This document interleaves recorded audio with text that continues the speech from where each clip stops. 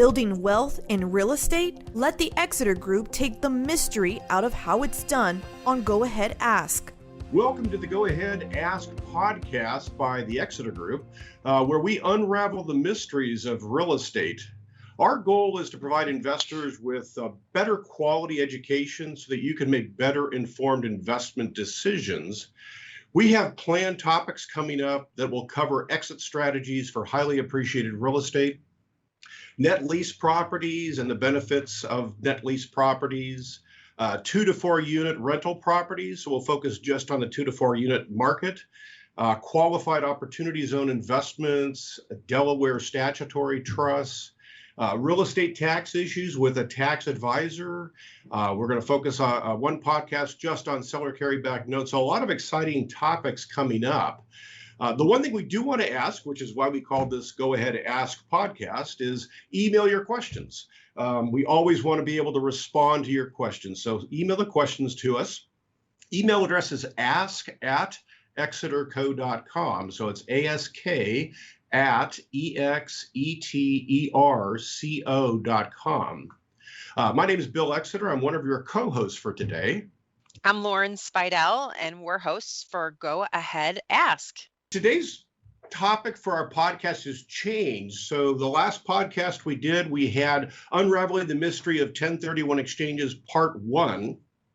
And today was going to be the same, Unraveling the Mysteries of 1031 Exchanges Part 2. But we had a very important topic come up that's critically important to everyone. It should be near and dear to everyone's heart. And that is that 1031 exchanges are once again being threatened. This happens, every 4 to 5 years. It'll be either Congress or the Senate or the executive branch, administration, what have you, will decide to make a change or to eliminate 1031 exchanges. And it always sounds good, and they always make it sound easy. All we have to do is eliminate 1031 exchanges and think of all the tax revenue we'll collect. But it's not that easy. Actually, it's a disaster waiting to happen. It'll absolutely have devastating consequences for the real estate industry and actually the entire economy. So anyways, here we go again. Presidential candidate Joe Biden has announced that he intends to eliminate Section 1031 exchanges for the high-income individual, high-income investor, should he become president, which is just a bad thing. And 1031 exchanges have been around for 100 years. Actually, next year will be the 100-year anniversary of exchanges. Before it actually became a code within the IRS, you would see farmers barter for livestock, they'd barter for land. And it was put in place in 1921 to really fuel the economy. For those who are not familiar with a 1031 exchange, it is a code within the IRS that allows you to take property that you've held for investment purposes, sell that asset, defer the tax liability associated with that sale, and have your full net sales price working for you in another asset or multiple assets. And it can be used for many reasons. For someone who is building their portfolio, it's a great way to sell an asset and maybe diversify into multiple assets. Or maybe you're looking to change the location of your assets. So you can sell, defer that tax liability, and choose assets located in one of the 50 states. It's a great tax deferral benefit. Eventually, when you pass away, your beneficiaries receive a step up in cost basis, which means that your tax liability goes with you when you pass, and those beneficiaries are starting fresh. So it really can be a wonderful estate planning tool, and it can really help build your portfolio. Today, we have my dear friend, Dan Wagner, with us today. He is Senior Vice President of Government Relations for the Inland Real Estate Group of Companies. He's also past president of the Chicago Association of Realtors. He was named in 2017 as the Chicago Realtor of the Year. And last year, Dan was inducted into the Hall of Fame for the Illinois Realtors and the National Association of Realtors. So Dan, thank you so much for joining us today. Oh, it's great to be here with two of my favorite people in the whole world, Bill Exeter and Lauren Speidel. You guys are the best. Thanks for having me. Absolutely. Thank you for being on. And this is a On topic, but it's a little kind of a curveball question. We're talking about how candidate Biden wants to eliminate 1031 exchanges. And I thought it was really, really odd that he would come out and announce this before getting elected. What are your thoughts on that? Wouldn't you think he'd wait, and if he got elected as president, then come out and say, here's my plan, instead of coming out and saying, I'm going to destroy the economy? Bill, that's a great question, and I've been researching that quite a bit. One of the things that was interesting is that it's believed that he really put this together before COVID. The reason why we know that is because the Brookings Institute got the report in February, and so they kind of did the analysis. So obviously, they weren't. The campaign was not thinking about what the impact of COVID is. Obviously, the 1031 exchange should always be in the tax code because it's so important. It has been for, like Lauren said, almost 100 years. But the idea that this real estate economy that's right now backfiring, the idea that we're going to also now eliminate the 1031, it would absolutely seize up the engine, and things would just stop. It would just be horrific if that were to happen. It probably is not a coincidence that the President Trump is in commercial real estate, and this targets commercial real estate. So that's my perception. I could be wrong, but I think it's obviously a political issue. And the other aspect of this, besides getting rid of the 1031, he also wants to get rid of the stepped up in basis. It's a pretty big deal, and he would also increase the current capital gains tax as well. So it's quite a big package of really targeting commercial real estate, and would be devastating. And for the listeners who don't really know what the step up in cost basis is, just a quick example. Let's say years ago you bought something for $100,000. Today it's worth $1 million.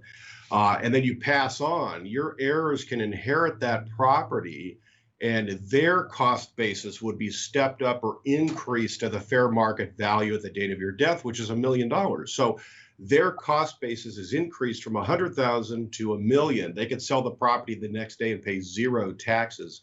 That's why the 1031 allows you to exchange throughout your lifetime, pass on the property to your heirs, and all the taxes effectively go away. So it's a huge benefit.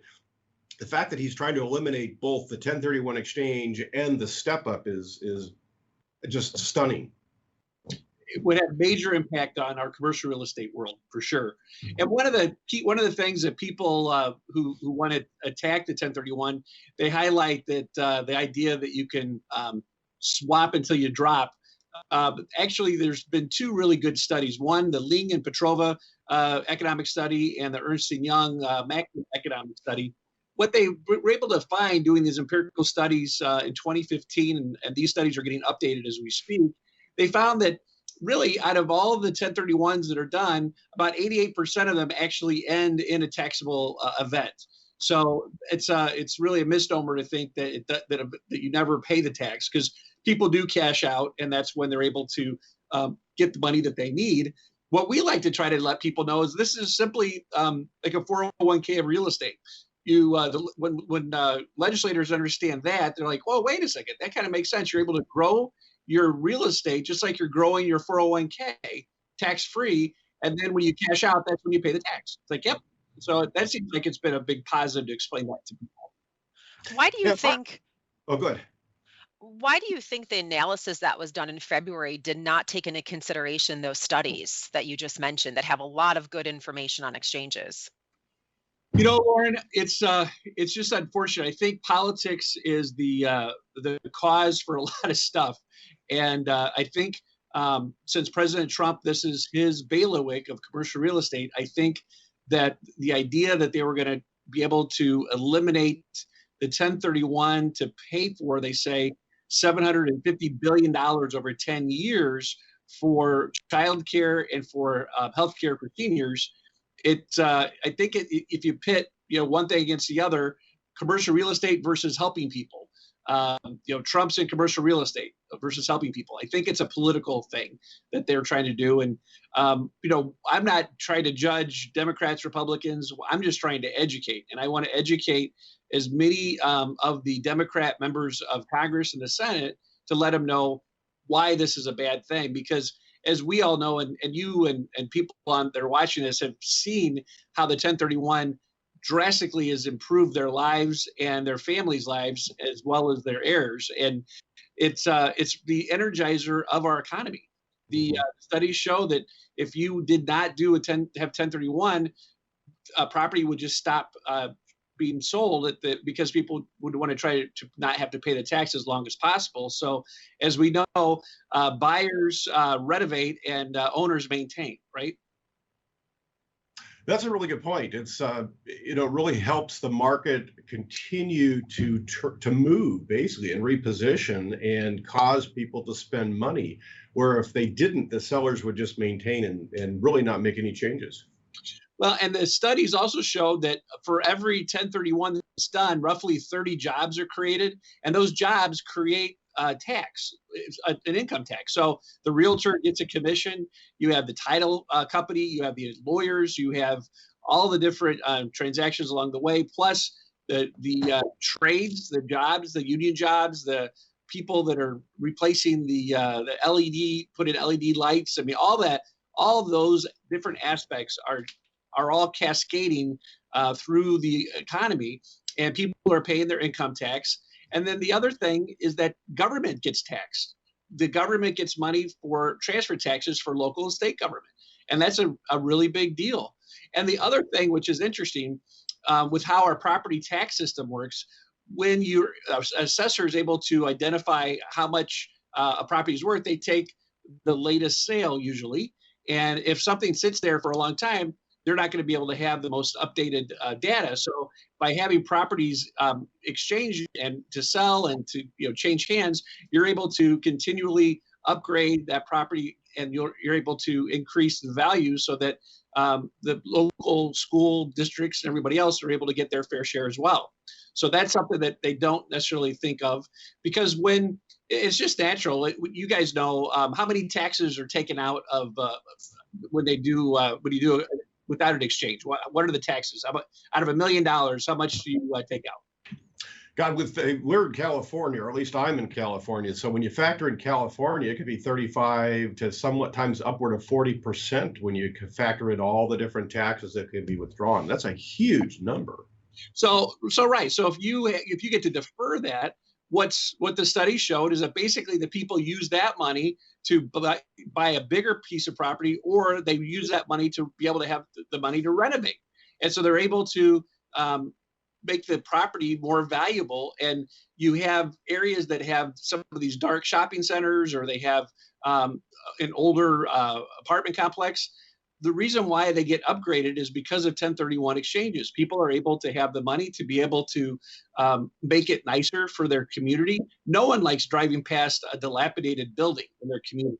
And if you had the 1031 exchanges stopped, that will be one of the results. Ending results is this happening, which is absolutely horrible. It absolutely is. It's interesting when I've talked to various congressional people over the years, and a lot of times it might be their staffers. The staffers tend to be pretty young. And what I found is they think that if you just, erase Section 1031 from the tax code, look at all this tax revenue you're going to collect. But what we found over the years when we talk to investors, depending on the levels of your tax rates, 60 upward to 80% of investors say, well, if I couldn't defer the tax, I just wouldn't sell. Right. And then when you explain to these staffers, well, that means you've got two transactions that disappear. You've got two title companies, two escrow companies, two realtors, two appraisers, two lenders, et cetera, that do not get their income and they don't pay taxes. So it's actually a revenue loser. Well, and you mentioned the 22-year-olds. It is absolutely the truth that people who are working on the Hill are very young. And it's a great place to learn and get experience. And it's really like drinking from the fire hose, because you have so many different issues that are coming at you at 1,000,000 miles an hour. So I remember the last go around in 2017, I walked into an office and I said, I'm here to talk about the 1031. And the staff person said, 1031? No, it's 11 o'clock. So they don't know they don't know what the thing is. And you have to sit and explain it to them. And then after a while, they get it. And it really shows that one of the most important things we need to consistently do is educate people, because there's going to be a turnover of young people all the time in these offices, and there's a turnover in Washington every 2 years as well.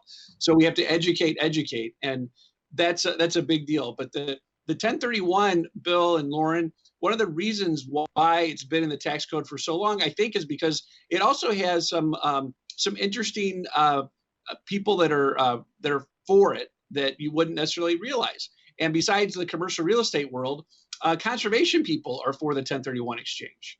And you're like, why is that? Well, farmers use the 1031 exchange all the time. Really, farmers are cash poor and dirt rich.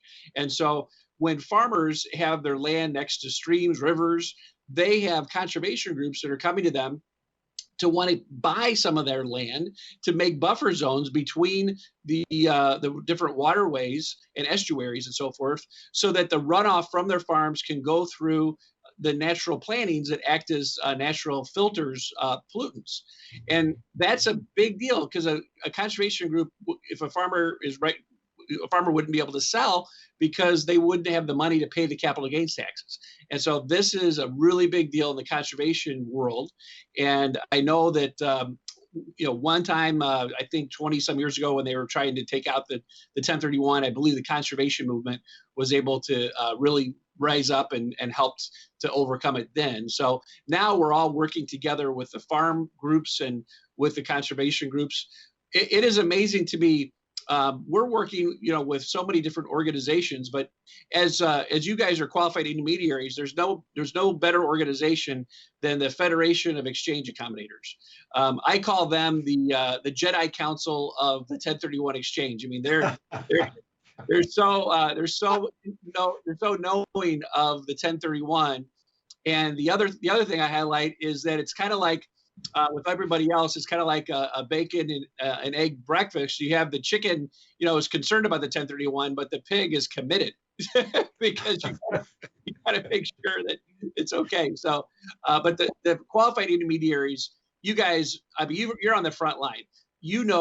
How people are impacted by this, and people who are ready to retire, how a 1031 helps them get into passive investments. I mean, I'm sure you have lots of experiences with this. Very true. So if they're the Jedi Knights, who would be Obi-Wan Kenobi?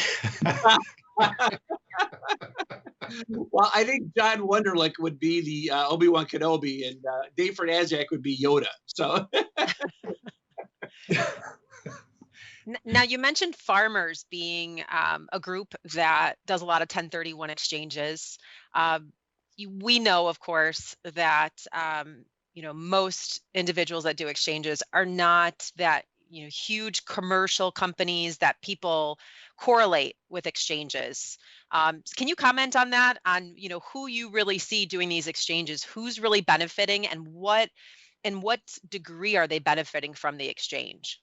Well, that's a really good point, Lauren. The National Association of Realtors did a study, with all their different realtors, and they highlight that a lot of these exchanges are done with average, everyday people. The people that have cobbled together their money, they've been able to start off with one small little rental home, and then they're able to go into a bigger home, and they slowly, like a 401k, they slowly build their wealth and build what they do. And it's great when they're able then to cash out and get into possibly a passive investment through a 1031 DST. But farmers, it's been very intriguing, because farmers are able to know where they're going to be in the way of development. And so they'll be able to sell their property to a developer, and then they can go to the next farm, and they can buy the next farm and be able to grow their wealth and build. And these are just regular American families that have been on land for 100 plus years, and that the 1031 is literally one of the best ways they can cash out if their kids don't want to farm anymore. They don't know what to do with their land. They can absolutely get into a passive, like Delaware Statutory Trust, and they can 1031 into that. And it's been a wonderful way for people to be able to pass on their wealth from generation to generation. So it's a real positive. I thought about a conversation I had last week with somebody who called in, and which is a perfect example coming off of what you just said. And this family was a military family, and they had acquired a single-family home where they had been deployed here in California. Bought the home, and then within 2 years they were shifted to a different port. And it was just not the right time to sell, so they kind of got essentially stuck with this single family house, and they decided to rent it out. And 5 years later, they decided they kind of liked the rental property business, and they were ready for more. So their whole concept was to sell that and maybe buy like a fourplex, until they talked to their accountant and got the surprise of what that capital gain was going to cost them. And then, of course, they went through the whole 1031 exchange conversation. So from their perspective, without the 1031, they wouldn't have been able to afford the mortgage and acquire the fourplex. So that's kind of a perfect bread and butter story of how the 1031 helps the average everyday American. It's not for the wealthy per se. Most of the people doing exchanges are just the average Joe Blows and Jane Smiths. Well, I'll tell you, I work for the Inland Real Estate Group of companies. It was founded by four Chicago public school teachers, and we're 53 years old now. But one of the things that 1031 is a big part of our history, because these teachers, they left teaching and they ended up doing so well by getting other teachers and principals and family members to give them money. And they were able to get up to 42,000 apartments in Chicago. And they did that through limited partnerships. Well, in the 80s, the tax law has changed, and some of these limited partnerships were underwater. Well, these four teachers wouldn't allow their fellow teachers and friends and family to go bankrupt. So they put all their money back into the company. They went to Walmart. They said, hey, can we do sale leasebacks with you? Walmart said, sure, and which was terrific. And then they went to Treasury and they said, there's this thing called the 1031 exchange. Can we 1031 exchange these people in these underwater limited partnerships into a fractional share interest of a Walmart? And Treasury's like, well, nobody's really done that before. So sure, go ahead. And it blew, it was like, it's a wonderful life. It blew people's minds. I mean, so these average, people, principals, retired teachers, they were able to go into these Walmarts and not lose any of their principal and still make money on this. And that's really what inspired our company, the Inland Group, to help create the Delaware Statutory Trust 1031 like-kind exchange. And so when people are tired of the toilets, trash, and tenants, they can get out of that and get into a fractional share interest of a big apartment complex, whatever it is, through a 1031. So that's an average person who have been able to benefit. And it's really a remarkable story. You want to have growth in the economy. You want to have people to be able to have something for their family, when they retire. This is really the 401k of real estate. It's really the way that people are able to do it. And we're just so proud of working with so many organizations. I got to tell you, we are part of about 16 different real estate organizations that are fighting for the 1031 and advocating for it. One of them, you talked about the realtors. My realtor pen is a thing I wear proudly. There's 1.4 million realtors. And when the 1031 exchange was being looked at, being challenged last time, there were over 10,000 realtors walking Capitol Hill to tell everybody why the 1031 is so important. And these realtors are all part of everybody's community, and this is their business, and they understand what impacts their community. And these people are all on commission. They eat what they kill, so to speak. So they are very much always highly attuned of what's going on. You have the Real Estate Roundtable, which has all the different national real estate organizations, the National Association of Real Estate Investment Trusts. You have all the different other groups like the Institute for Portfolio Alternatives, the ADISA, the CCIMs, IRMs, SIORs. There's so many different acronyms, but the Mortgage Bankers Association, the Council of Real Estate Finance, so many different organizations know that the 1031 is vitally important. And we are working already. We don't know what's going to happen in the election, but we are already going to different Zoom meetings with members of the Democrats and Republicans. We're talking to our federal elected officials to go through all this data. And we're trying to make sure to nip it in the bud, really, to let them know that this is something that has to stay in the tax code. One of the things that they highlight to me is they say, well, Dan, we need money for what Vice President Biden wants to do. And he wants to have free health care, and he wants to have free child care. And don't you think the 1031 is a good way to pay for it? And I say, well, I'm not privy to all the different things the government can do, but I can tell you one thing: the thing that's been in the tax code for now it's going to be 100 years next year. You don't want to mess with that, especially now that we have COVID attacking the commercial real estate world. You don't want to destroy that when, especially, we've just spent trillions of dollars to shore up our economy. It's like you're gonna do this. So we're really educating folks, and it's interesting because a variety of congressmen, they don't realize how important the 1031 is. We were talking to a gentleman from Napa Valley area, and he didn't realize that last year alone there were $6 billion worth of 1031s in his district, and the kind of economic stimulus that was to his area blew his mind. It's like, oh my gosh! And if you just all of a sudden just stop that overnight, that would be devastating to the economy there. You go into rural. We're talking to a rural Alabama congresswoman, and again, the 1031 is super important for that, and also opportunity zones also are a big thing as well. And you just don't know what they're going to be doing in the future. But the one thing we can look at is the past, and the past has shown and has empirically been tested with these different studies, Ling Petrova and Ernst Young. Those studies have been very, very tried and true. And I think the Ernst & Young, as I recall, said, and this was back in the 08 to 12 recession, that if they were to eliminate 1031 exchanges, GDP would drop by, I think it said 0.8%. Yeah. And at the time, GDP was about 1.9%, or 1.9. So that just shows you that is a huge impact on the GDP. Absolutely. That's a really good point, Bill. And we have to, again, just keep ringing the bell. The 1031 is important to not only the real estate professionals. It's important to the agriculture world, the conservation world, and it's important to everybody in the community, because you want to have a solid place to live. And this is a tool that everybody utilizes, and you just can't take it for granted. It's pretty dynamic, and it cuts across party lines so much so. The president, I know this is his industry, but it really cuts across party lines. There's lots of Democrats that have done 1031s too. So we're ringing the bell. We're educating people. And I think one of the best websites people can go to is that the Federation of Exchange Accommodators. What do they have? 1031.com.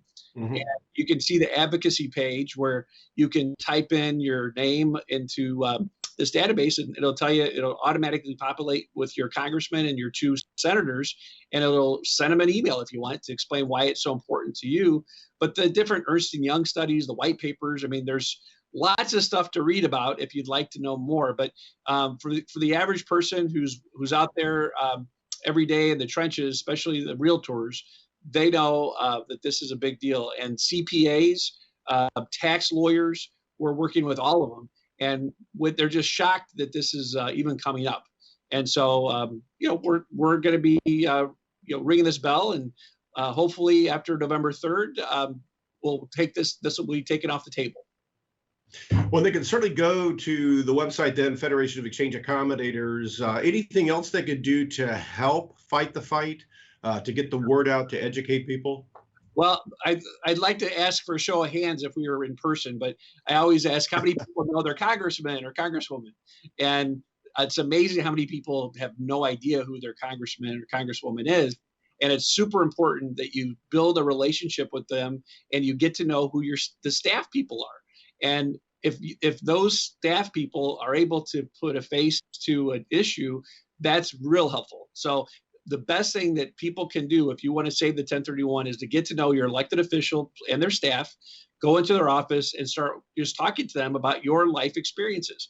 Because what normally happens is that you and Bill, you and Lauren end up being more than just a qualified intermediary. You end up becoming kind of a psychologist. I mean, you talk to people about their most important assets in their lives. They talk about their kids, their family.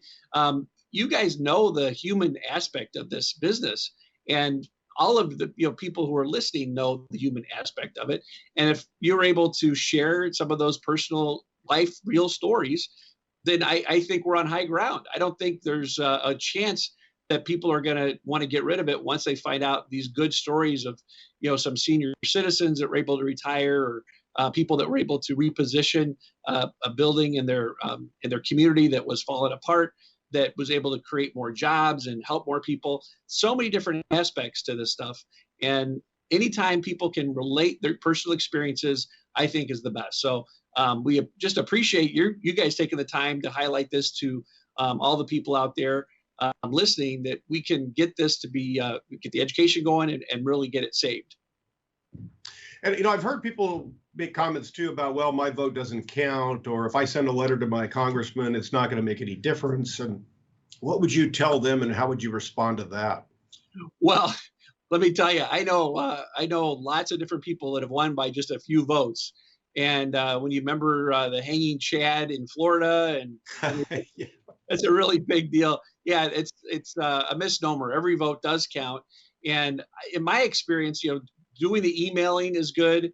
The best, if you want the best is to create a personal relationship. And if you can go into their office and talk to them, that is phenomenal. You can call them on the phone, any type of personal discussion, that's the best. And it really does make a difference, because there are some elected officials that put their finger in the wind to say, what are people doing? And if no one is saying anything good about the 1031, well, then they'd say, well, yeah, let's get rid of it. Nobody cares. We got to show we care. If it's not us, who? I mean, that's the best question. If it's not for us, who's going to do it? We all have to do it. And then to show that this does benefit people, because if we don't, nobody else will. And I think it's important that we do. And it's that important to all of us that it's a bigger thing for our ultimate economy, and really for the preservation of the way of our life. Absolutely. And I had to laugh there when you mentioned the chat. I literally was yesterday in the office here, and one of our younger folks kind of had that look on her face. Finally, she said, "What's a chat?" So I'd explain the whole voting process. This voting season is going to be really interesting with COVID and the mail-in ballots, and how that it's going to be. All the different experts that I know in Washington, they don't think we're going to know who's going to be in charge of the Senate or who's going to be president on election night. They think it's going to take a while. So we shall see what happens. But again, we're not advocating for either party. We're advocating for the 1031 exchange. And we want to just educate as many people as we can of how it's important. And, common sense and logic usually wins through. And that's what we all have to do. Well, thank you so much for being on the podcast today, my friend. I'm so glad you're able to join us. And as always, you're a wealth of knowledge. Well, I got to tell you, Bill and Lauren, you guys are a cut above. And I am honored to be your friend, and I have the utmost respect in what both of you do, and just the stellar, incredible company that you guys have created over these years. It's an honor to know you and to work with you. Thank you so much. Much appreciated. And likewise, look forward to lots of future webinar seminars together. That's good. That sounds great. God bless you guys. You too. Thanks, Take Dan. care. Stay healthy and safe. You too. Take care. Bye.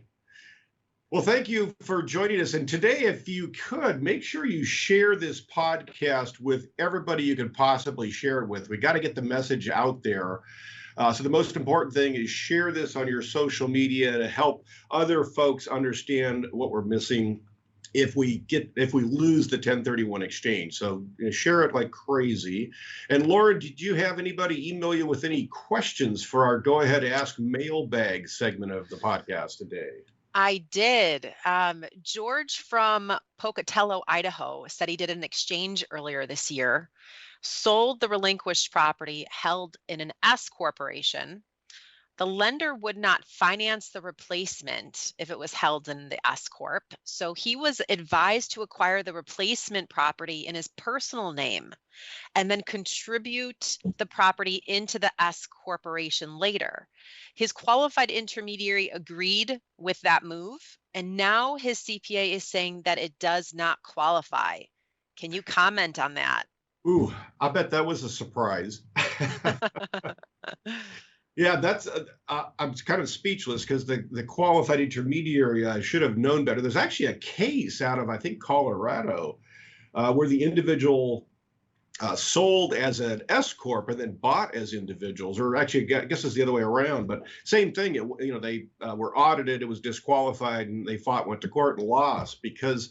And in this case, they sold as an S corp, and that second replacement property, it sounds like they bought as a individual. Well, that's a different taxpayer. I'm sure that he's probably the only shareholder in the S corp, or maybe his family's the only owners of the S corp, so they think it's okay. But the S corp is a corporation. That's a completely different tax-paying entity. So selling as an S corp, buying as an individual, two different taxpayers, that's not going to qualify. So that was probably a painful experience. Ouch. Well, hopefully keep emailing your questions in. We'll respond to everything on the next podcast.